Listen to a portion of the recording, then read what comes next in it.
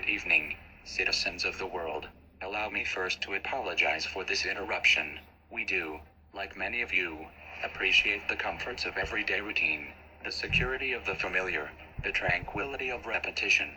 We enjoy them as much as any bloke, but in the spirit of commemoration, thereby those important events of the past usually associated with someone's death or the end of some awful bloody struggle, a celebration of a nice holiday, we thought we could mark this November the 5th, a day that is sadly no longer remembered, by taking some time out of our daily lives to sit down and have a little chat. There are of course those who do not want us to speak. We suspect even now, orders are being shouted into telephones, and men with guns will soon be on their way. Why? Because while the truncheon may be used in lieu of conversation, words will always retain their power.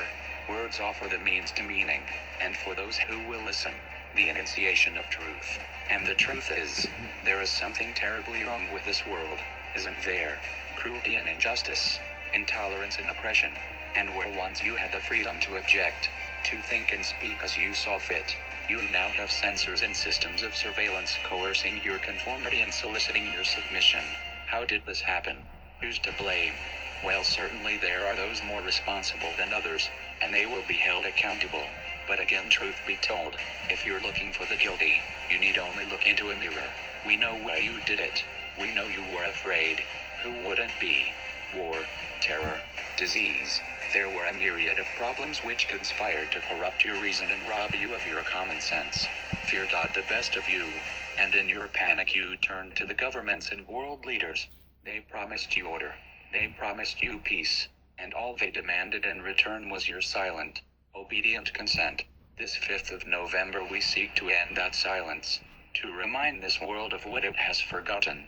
More than 400 years ago a great citizen wished to embed the 5th of November forever in our memory. His hope was to remind the world that fairness, justice, and freedom are more than words.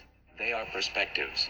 So if you've seen nothing, if the crimes of this government remain unknown to you, then we would suggest you allow the 5th of November to pass unmarked.